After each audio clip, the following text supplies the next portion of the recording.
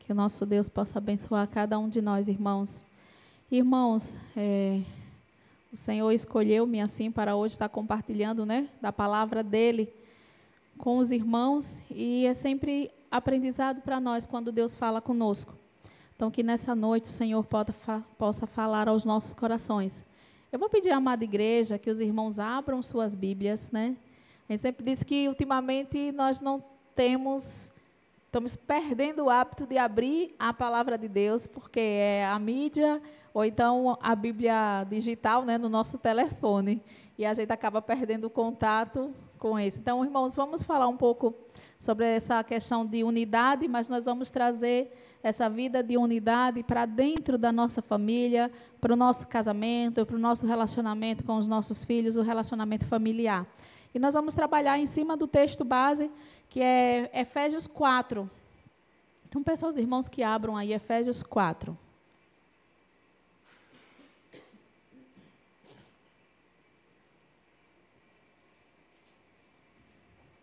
Amém? Amém.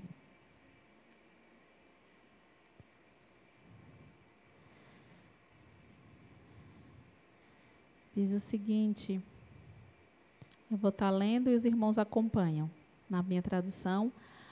Eu vou ler a partir do verso 3, irmãos. Se bem que eu vou começar do 1, e não vai dizer o seguinte: portanto, como prisioneiro no Senhor, suplico-lhes que vivam de modo digno do chamado que receberam. Sejam sempre humildes e amáveis, tolerando pacientemente uns aos outros em amor. A partir do 3, ele vai dizer o seguinte: façam todo o possível para se manterem unidos no Espírito, ligados pelo vínculo da paz. Pois há um só corpo e um só Espírito, assim como vocês foram chamados para uma só esperança. Há um só Senhor, uma só fé, um só batismo, um só Deus e Pai de tudo, o qual está sobre todos, em todos e vive por meio de todos. Amém? Santo e eterno Deus, soberano Pai, graças te damos, ó Deus, pelo teu amor, Pai. Que nesse momento o Senhor fale conosco, ó Deus, através da tua palavra, ó Pai.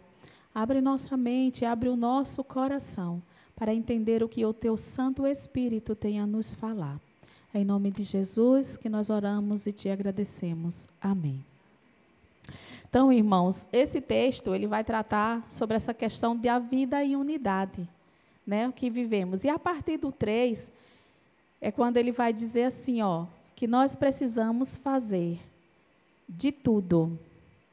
E o texto não diz, faça alguma coisa, faça isso ou faça aquilo, faça uma parte. Ele diz, faça de tudo. Então, nós temos que fazer o que é necessário para vivermos em união, em unidade, né?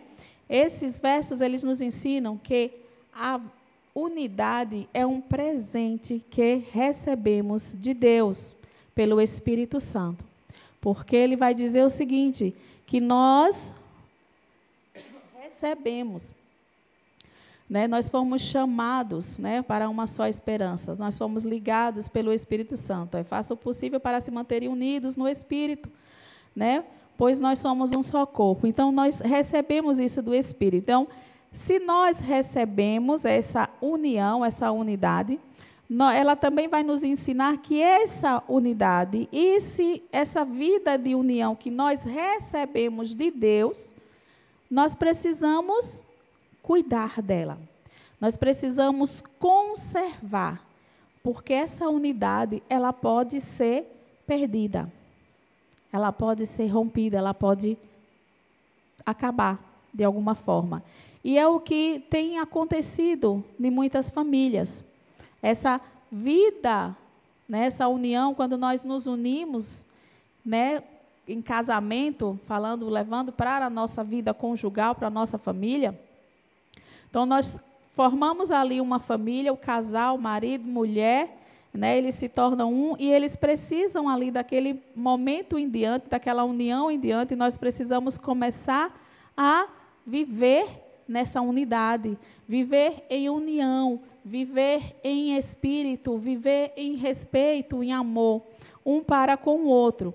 E não é fácil manter essa união, manter essa unidade, esse cuidado que nós precisamos ter, ele vai precisar de muita dedicação de nós, né? E quando eu digo nós, não é só um, é os dois, é o marido, é a esposa. Muitas vezes um cobra muito do outro. O marido cobra demais da esposa, uma mudança de comportamento, mas, no entanto, ele não está disposto a mudar por ela. Ou vice-versa, ou a esposa cobra demais uma mudança do marido, um comportamento diferente, mas ela não está disposta a mudar por ele. Então, nós temos que trabalhar essa questão da gente precisa sempre se doar. Então, eu sempre digo que o relacionamento matrimonial, ele é de doação,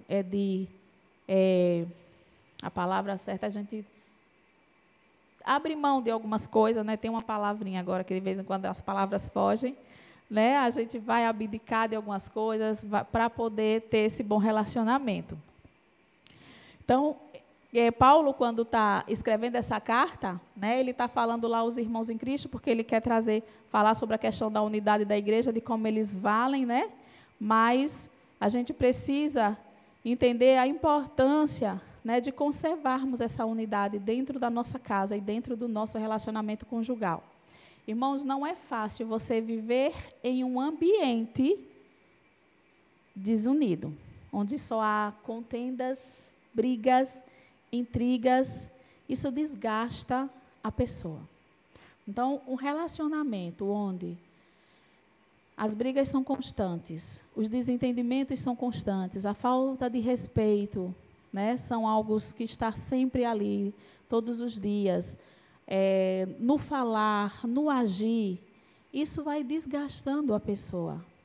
E por mais amor que exista, ele vai se desgastar, ele vai acabar, né? A Bíblia vai dizer que o amor ele nunca acaba, mas as pessoas elas acabam cansando de tentar sustentar um relacionamento onde você luta sozinho, onde você é quem vai dar o seu tudo e você não vai ver isso na outra pessoa. Você não vê que a pessoa está se esforçando, que a pessoa quer mudar, que a pessoa quer também que aquilo dê certo. Então, nós precisamos entender que precisamos manter esse relacionamento, essa unidade dentro do nosso casamento. E para manter, irmãos, essa unidade, é difícil e é complicado, a gente precisa abrir mão de muita coisa. Nós precisamos dar muito de nós. E muitas vezes nós vamos dar primeiro sem receber, mas em um determinado momento, quando a pessoa entender, a gente vai acabar vendo esse retorno. E eu sempre boto aqui assim, o que a mais a gente precisa, em primeiro lugar, em um relacionamento, marido e mulher, a gente está ali vivendo, convivendo na mesma casa, precisa estar presente. E presente não é estar perto, porque eu posso estar do lado da pessoa e eu não estou presente. Eu estou perto, mas eu não estou presente. Porque quando nós estamos presentes, nós vamos estar observando e atento a tudo o que está acontecendo com aquela pessoa. Hoje é comum nas famílias a gente ver famílias próximas, mas não estão presentes. A gente vê casais próximos um do outro, mas eles não estão presentes na vida um do outro. Porque, às vezes, o marido está sempre perto da mulher, está sempre grudado, está sempre junto, onde vai, ela vai, onde ela vai, ele vai. Mas o marido não conhece nada da mulher, não sabe os anseios, não sabe as angústias, não sabe nada da esposa, e vice-versa. A esposa, às vezes, não sabe as angústias, o que o marido está passando, mas ela está perto dele, ela está com ele o tempo todo. Estão sentados no sofá assistindo TV, estão deitados na mesma cama, estão sentados à mesa, estão perto, mas não estão presentes um com o outro, porque não estão atentos um à necessidade do outro. Então, eu não posso só estar perto do meu marido, o marido não pode estar só perto da esposa, ele precisa estar atento. A Bíblia vai dizer que Eva estava passeando pelo jardim, só que a Bíblia não diz que Eva estava sozinha. E se a gente for ler o texto, a gente vai entender que Adão estava perto. Talvez ele não tivesse grudado nela, mas ele estava perto. Porque quando a serpente conversa com Eva, né, veja que a serpente tem um diálogo bem, né, um pouquinho com ela ali, e ninguém vê Adão se aproximar. Então, ele estava perto, mas ele não estava presente. E aí o texto vai dizer que ela comeu do fruto. E o texto não diz, Eva comeu, foi e deu ao seu marido. Não, vai dizer, ela comeu e deu também ao seu marido. Então, você entende que ele estava perto. Ela comeu e deu a ele comeu também. Mas ele não estava presente. Ele não estava atento ao que estava acontecendo. E, irmãos, uma coisa que tem tirado muita atenção da nossa vida conjugal, do relacionamento marido e mulher, é o nosso aparelhozinho de telefone. Muitos casais sentam à mesa com o telefone. Você está fazendo a sua refeição, mas está atento ao que está se passando naquela telinha. Você está perto da sua esposa, você está perto dos seus filhos, mas você está atento ao que está se passando no seu telefone, as mensagens que estão chegando no WhatsApp, um vídeo que você está curtindo no TikTok, no Instagram. Você está atento àquilo. E você não está atento à sua casa, você não está atento à sua esposa, você não está atento aos seus filhos. E da mesma forma, mulher. Você senta na TV para assistir, a televisão está ligada, mas você está com seu telefone na mão.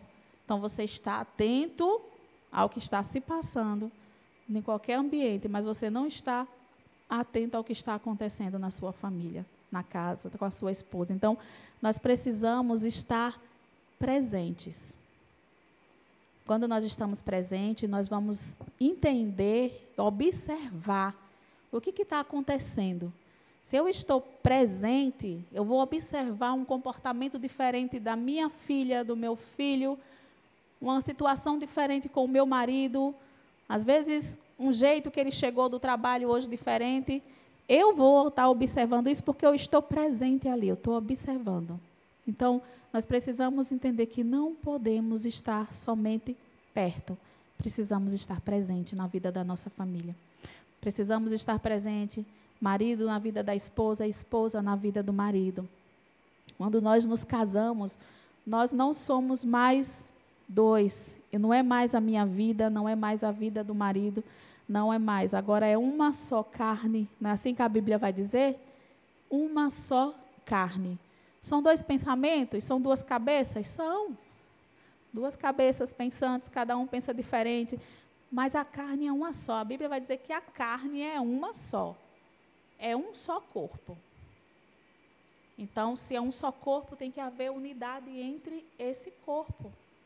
Precisamos estar presente na vida do nosso cônjuge, na vida dos nossos filhos. Tá? Então, não se contente em estar só perto. Queira estar presente. Queira participar. Queira entender. Queira conhecer. Hoje a gente diz, tem um dito popular que diz que ninguém conhece ninguém, né? Você mora 10 anos, você é casado 20, 30, 40, 50 anos e você realmente não vai conhecer tudo da pessoa. Porque cada dia nós vamos mostrando um pouco de nós. Nem nós nos conhecemos. Nem eu não me conheço, os irmãos não se conhecem, porque muitas vezes nós nos vemos fazendo coisas que, quando fazemos, diz, meu Deus, eu fiz isso, Senhor. Eu nem acredito que fiz isso. Então, é prova de que nós não nos conhecemos. Então, imagine, se eu que sou eu não me conheço, como é que o irmão, que o meu marido, meu filho vai me conhecer? Né? Mas o próprio Deus, ele é aquele que nos conhece. Então, se tem alguém que nos conhece, é Deus. E Ele vai nos ensinando a ter essa vida de unidade e de comunhão com o outro. Outra coisa, irmãos, que nós precisamos estar, além de ser presente, o casal, ele precisa ter momentos de casal. Acontece muitas vezes, quando é um casal que não tem filhos, de vez em quando sai, né, vai dar uma volta, vai passear, faz uma viagem, né, Danilo? faz uma viagemzinha. Quando chegam os filhos, a tendência, mais principalmente por parte da mulher, é abandonar o marido. A atenção volta para os filhos. Nós que somos mães, né? Sabemos bem como isso funciona. Então, o marido fica assim um pouco de lado, a prioridade vai ser sempre filho, tudo vai ser para o filho. Se tiver um tempo, a gente vai para o marido, mas como às vezes não sobra tempo, porque é filho, é trabalho, quando você vai ver o tempo do marido, é só de deitar com ele, dizer boa noite, Deus abençoe, e pronto, acabou. Mas precisa ter essa vida. Então, assim, o casal precisa aprender a deixar um pouco o filho e a ter esse momento deles, o momento de casal, de marido, de mulher. Tem que ter um momento com família, com pai, mãe, filhos, sim, mas é essencial que para o casal, porque o casal, ele é a base familiar. É o pai e a mãe que formam essa base da família. E ali eles vão passando aqueles valores, aqueles ensinamentos, tudo para os filhos. E os filhos vão vendo como é esse relacionamento entre pais. E se for bom, vai pegar bons exemplos, mas às vezes se for mal, o filho vai pegar maus exemplos. Então o casal é ali a base, e essa base precisa ser forte, precisa ser sólida, precisa ser boa, né, para passar boas coisas, precisa ter princípios e valores. Então o casal ele precisa ter, eu sempre digo que no casamento tem que ter intimidade, marido com esposa, e intimidade você só consegue ter sozinho, e a intimidade não é só no momento da relação sexual, a intimidade não é só o sexo, a intimidade é o conhecimento íntimo, é a conversa mais próxima, é aquele momento mais junto, é o estar presente na vida, é entender, é conhecer. Então é necessário, é importantíssimo isso na vida de um casal. Porque às vezes, irmãos, a gente vai deixando isso para lá, vai dando prioridade a outras coisas. Quando a gente vê, está tão distante um do outro, que não sabe nem mais o que fazer para que a relação volte a ser o que era. Então é importante a gente fazer isso. O relacionamento, o casamento, é como se nós recebêssemos, eu casei, eu recebi um presente de Deus que foi meu esposo tem que entender que ele recebeu um presente de Deus que fui eu. E presente, quando a gente recebe um presente especial, a gente não sai por aí deixando à toa. Você tem um cuidado especial com aquele presente. Primeiro porque às vezes o presente foi de alguém que você gosta muito, então você vai ter um carinho muito grande, um cuidado muito grande, ninguém pega, você não dá a ninguém, fica com ele, cuida e guarda. E é assim que tem que ser a vida entre marido e esposa. É um cuidando do outro, é um guardando, é protegendo. Né? Então, você não deixa nada acontecer com ele. Você não deixa ninguém pegar, você não deixa ninguém falar nada, ninguém fazer nada, ninguém leva. Então, ali é uma coisa que você guarda. Mateus, no capítulo 19, no versos 5 e 6, eu vou pedir aos meninos para colocar aí agora. Mateus 19, 5 e 6.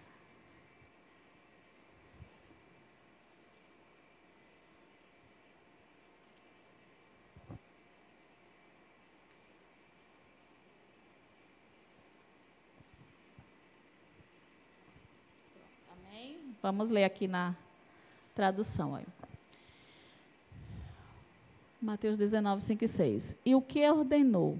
Por isso, deixará o homem pai e mãe, e unir-se-á a sua mulher, e serão os dois uma só carne. Assim, já não serão mais dois, mas uma só carne. Portanto, o que Deus ajuntou, o homem não separe. Então, quando a gente vai dizer unidade, é isso, é união. É aquela questão mesmo de você, uniu, juntou, e ali não tem como separar. Eu lembro que no nosso último jantar dos namorados ano passado, eu fiz até uma brincadeira com a massinha de modelar, né? Dei um pedaço de massinha para cada casal, mandei eles juntaram, e depois eu mandei separar as cores, para ver se tinha como. né? Então, você não consegue, porque se torna, a carne ali junta uma na outra, irmãos. Então, é difícil quebrar esse laço. Mas esse laço, ele precisa ser cuidado, ele precisa ser preservado, ele precisa ser zelado. Então, você tem que ter todo esse carinho e toda essa atenção. A gente, 1 Coríntios 13, 7, vai falar que o amor tudo suporta, né? Ele vai dizer o seguinte, o amor tudo pode, tudo suporta, tudo crê. Eu vou até abrir aqui para a gente ver na minha versão. 1 Coríntios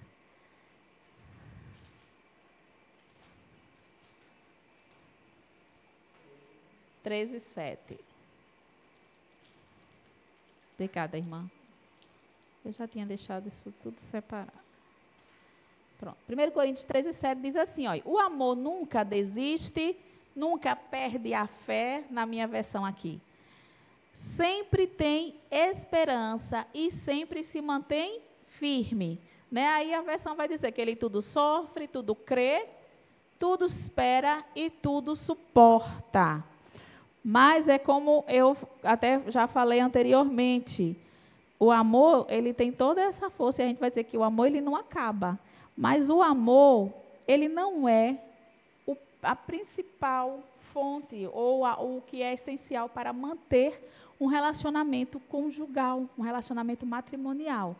Tem pessoas que podem achar que o amor é suficiente, mas o amor não é suficiente. Eu sempre vou para essa linha que o amor não é suficiente. Por quê? Para que o amor resista, para que o amor suporte todas essas coisas, precisa haver uma palavrinha que eu considero ela sendo a chave para isso, o respeito. Se não tiver respeito no relacionamento matrimonial, o amor não vai conseguir sustentar esse casamento. Quando um casamento acaba, não é porque acabou o amor. Às vezes o casal até diz, não amo mais. Mas a gente não deixa de amar. Mas a gente chega a não suportar aquela relação, mesmo tendo o amor, você não aguenta, você não quer viver, porque faltou o respeito ali dentro. Porque não existe mais o respeito entre um e o outro. Então, o que acabou, o amor permanece. Até porque eu digo que a Bíblia ela vai nos dizer que amar é nossa obrigação. E eu não tenho que amar só meu marido, não tenho que amar só meu filho. Deus vai dizer que eu tenho que amar todo mundo. Amar é mandamento. Se eu não amo, eu estou desobedecendo o mandamento de Deus. Amar é mandamento. Mas para que um casamento seja mantido, tem que haver muito mais do que amor. Precisa ter respeito, precisa ter cumplicidade, precisa ter carinho, atenção, cuidado, um zelo. Então, tudo vem junto. Então, eu sempre digo que por mais que o amor ele é forte, né, o amor de Deus por nós, Jesus veio ao mundo, Deus enviou Jesus ao mundo, ele morreu por amor a nós. Então, o amor é forte. Mas para que o relacionamento conjugal ele se mantenha, precisa de mais do que o amor. Porque o amor é para que a gente se relacione como pessoa, como irmão. Precisamos amar um ao outro, respeitar um ao outro. Então, veja que o amor ele sempre vai vir acompanhado do respeito. Porque quando tem a falta de respeito, você vai dizer, eu amo, mas eu amo ele lá e eu estou aqui. Mas eu tenho amor por ele. E aí um casamento não se dá com ele lá e eu aqui. O casamento se dá com a união, com a vida a dois, juntos, não só perto do outro, né? Mas não e falar, agora a gente vai falar presente, um na vida do outro, um presente na vida do outro. Então, a gente precisa entender, irmãos, que o amor, ele é um mandamento. E para um casamento, nós precisamos mais do que o amor. Então, respeito, eu respeitar a opinião, eu respeitar os defeitos, eu entender, eu aceitar. E aí, sempre eu digo que o relacionamento, ele precisa também de um diálogo, de muita conversa, de muito diálogo um com o outro. E às vezes não é fácil, porque muitas vezes só um cede, muitas vezes só um conversa, às vezes um no outro não gosta de conversar, porque tem casal que um fala demais e o outro não fala nada. Né? Então, tudo isso são ajustes que a gente vai fazendo na nossa vida. Nesse mesmo capítulo, nessa mesma epístola, né, de Paulo aos Efésios, lá no capítulo 5, que eu gosto muito desse capítulo 5, porque ele vai ter ali os mandamentos do casamento, né? A partir do verso 21. E aí eu vou ler só o 21, porque é quando ele vai dizer: sujeitai-vos uns aos outros por temor a Cristo. E vai ter lá a parte, né, que vai ter Bíblia, que vai ser por amor, né, mas por temor. Então, tem que ter essa sujeição no casamento. Mas tudo isso, irmãos, vai demandar de um respeito. Hebreus 13, 4, na parte A do versículo, ele vai dizer que nós precisamos honrar o nosso casamento e manter pura a nossa união conjugal. Então, veja o quanto é importante essa questão de honra. Eu lembro que da última vez que eu preguei aqui no culto de família, eu falei muito sobre essa questão do marido honrar a esposa. Mas não é só o marido, né? Eu até falei, às vezes a gente fala muito marido, porque o homem tem que entender, vocês homens que estão aqui, principalmente quando vocês são cristãos, a responsabilidade que pesa sobre as costas ou os ombros de vocês no casamento é maior. Não que a mulher não tenha a responsabilidade dela, mas a maior responsabilidade Deus coloca sobre o homem. Ele entende que se o homem é servo, se o homem é cristão, se o homem entende e serve a Deus, ele tem responsabilidade sobre a casa, sobre a vida da esposa, sobre os filhos.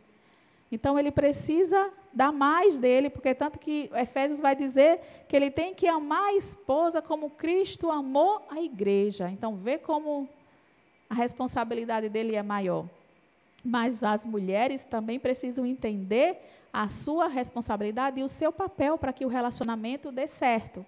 Então, não é só o marido que vai conseguir sustentar uma relação, um casamento, e também não é só a esposa, porque quando não há o respeito mútuo, a relação fica desgastada, né? Ela cansa. E por isso, hoje, irmãos, que o número de divórcios ele tem crescido absurdamente. Então, os últimos dados que o IBGE colocou, teve quase um aumento de 10% entre 2021 e 2022, que são os últimos dados publicados. E entre cristãos, o número de divórcios, ele chega ali, os cristãos têm se divorciado no total, é 30%. Então, é um número muito grande, porque nós que somos cristãos, nós que conhecemos a palavra, o divórcio ele deve ser evitado sempre que necessário. Eu digo, a Bíblia não diz que não divorcie, ela aconselha a se manter casado. E ela diz que se acontecer um divórcio, Paulo vai falar, se por um acaso acontecer, tentem se reconciliar.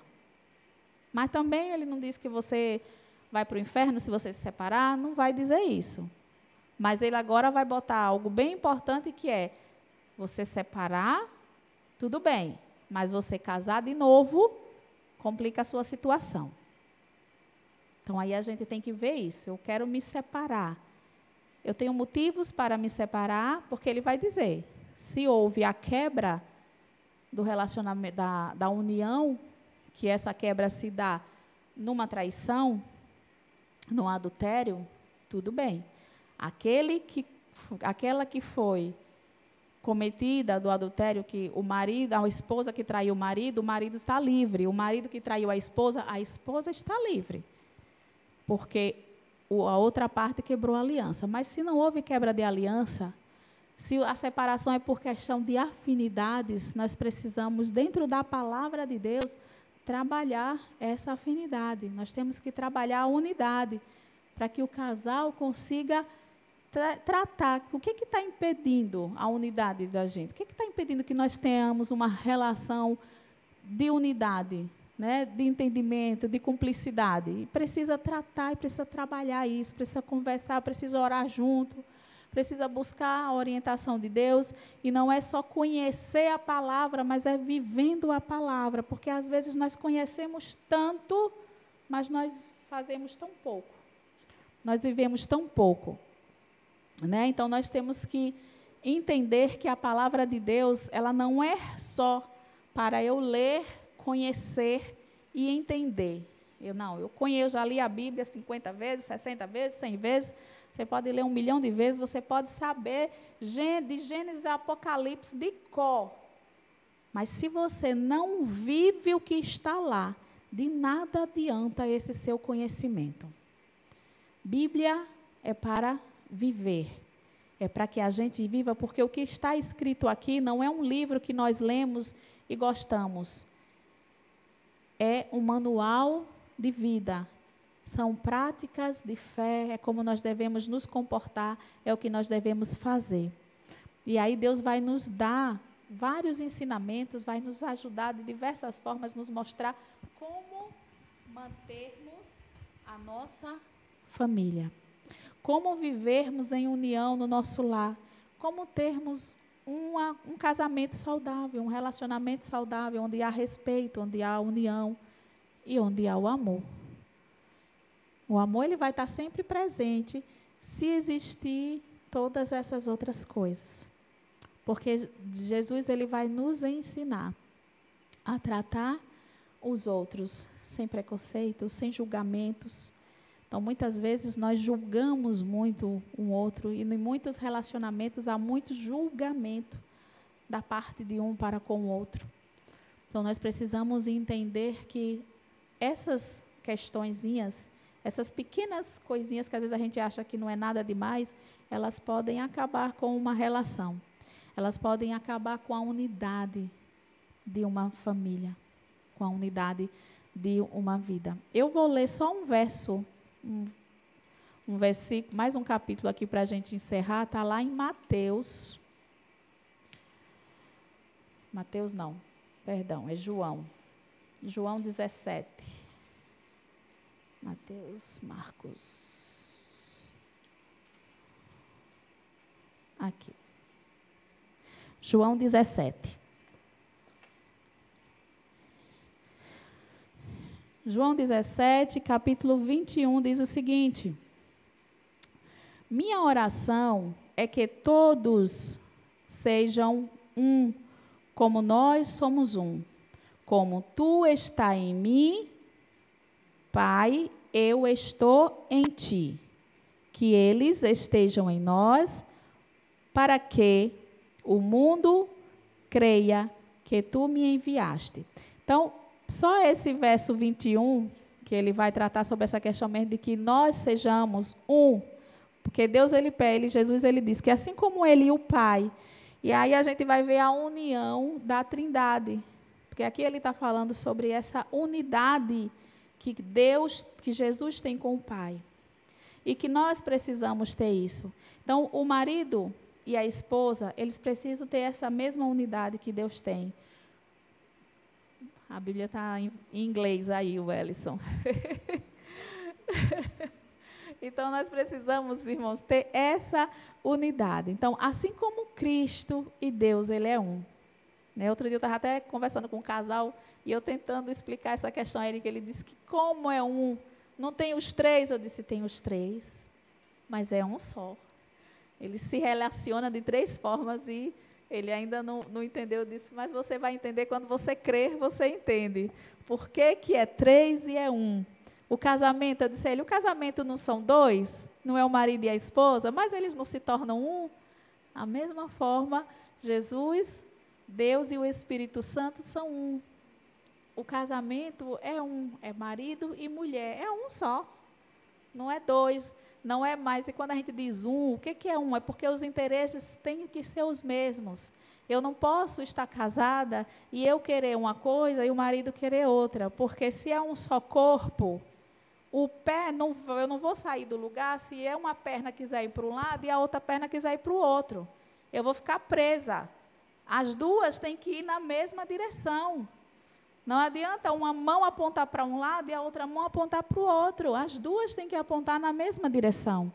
Então, assim tem que ser a vida do casal. Muitas vezes eu vou ter que abrir mão de alguns dos meus sonhos, de alguns dos meus desejos, por um determinado momento, e tenho que ir caminhar junto com ele para os sonhos dele, para os desejos dele. Como vai chegar o momento que ele vai precisar abrir mão dos sonhos, dos desejos deles, para andar comigo nos meus sonhos, nos meus desejos. E assim a gente vai vivendo e vencendo um problema de cada vez. Então, gente, é isso que Deus espera de nós como marido, como esposa, como família. Nós precisamos viver essa unidade. Então, a gente entende, e às vezes se fala muito sobre a nossa família em Cristo, mas antes de nós nos juntarmos para formar essa família em Cristo, nós temos a nossa família em casa, que precisa de cuidado. Não é que nós vamos negligenciar a família e a igreja, mas a atenção à família em casa precisa ser fundamental, né? E aí Paulo vai dizer isso a Timóteo, que você não tem como governar a igreja se você não governa bem a sua casa, sua mulher e seus filhos. Irmãos, tudo está junto, mas começa na instituição casa, casamento, começa lá dentro. Seja um bom esposo, seja um bom irmão para a sua mulher, para depois você ser um bom irmão para as suas irmãs da igreja. Seja uma boa esposa para o seu marido, seja uma boa irmã para o seu marido, para depois você ser bênção na igreja. Porque às vezes você não adianta nada você ser bênção na igreja e em casa você não ser o que sua família precisa que você seja. Nós precisamos começar no nosso lar, na nossa casa, sermos esses exemplos, porque aí nós vamos trazer orgulho e o que você fizer lá fora, sua esposa vai, não, mas ele é esse homem mesmo. Ah, não, mas ela é essa mulher mesmo. Onde ela chegar, ela é assim. Então, que Deus aplique a sua santa palavra no nosso coração e que nós possamos entender a nossa responsabilidade como corpo de Cristo. E ela começa dentro da nossa casa, procurando manter a nossa família unidas. Amém?